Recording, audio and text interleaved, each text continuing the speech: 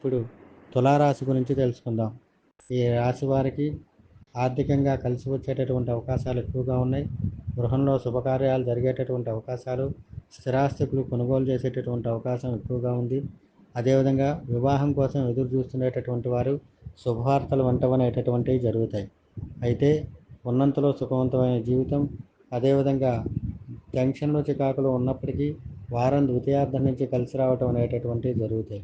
అదేవిధంగా 4వ స్థానంలో ఏదైతే శుక్రుడు రవి సంచారం జరుగుతున్నదో దానివల్ల చిన్న చిన్న సమస్యలు, చిన్న చిన్న అనారోగ్య సమస్యలు ఉన్నప్పటికీ వాటిని వారం ద్వితీయార్థం నుంచి అధిగమించడం అనేటటువంటివి జరుగుతాయి. విద్యార్థులకు కలిసి వచ్చే కాలంగా చెప్పవచ్చును.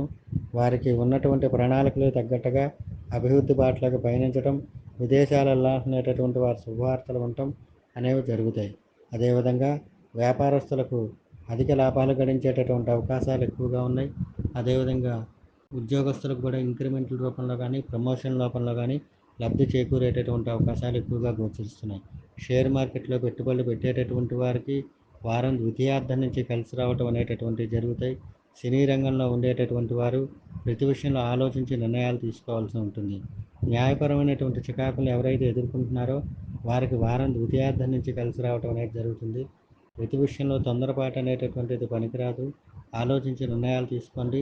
ఈ రాశి వారికి ఈ వారం మిశ్రమమైనటువంటి ఫలితాలు అనేటటువంటివి గోచరిస్తున్నాయి. గతంలో ఎప్పటి నుంచో ఎదురు చూస్తున్న కొన్ని సమస్యలకు చక్కటి పరిష్కారం అనేటటువంటిది లభిస్తుంది.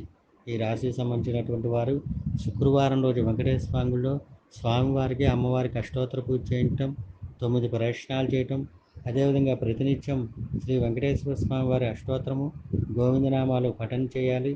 దీంతో పాటుగా విష్ణు సహస్రనామం వినటం వలన వీరికి ఉండేటటువంటి సమస్యలకు చక్కటి పరిష్కారం అనేటటువంటిది లభించబోతున్నది. అదేవిధంగా ఆర్థికంగా అభివృద్ధి బాటలకు పయనించడానికి వీరికి ఉన్నటువంటి సమస్యలకు చక్కటి పరిష్కార మార్గాలకి, మనశ్శాంతికి, అదేవిధంగా వీరు ఏదైతే ఆలోచనలు చేస్తున్నారో వాటిని అధిగమించడానికి ప్రతినిత్యము శ్రీ లక్ష్మీ కవచం పారాయణగా చేయటం కానీ, లేదా శ్రీ లక్ష్మీ కవచం స్తోత్రమును మాడుగుల నాగపూర్ణ శర్మ గారిది వినటం వలన వీరికి చక్కటి పరిష్కార మార్గాలు అనేటటువంటివి లభిస్తాయి.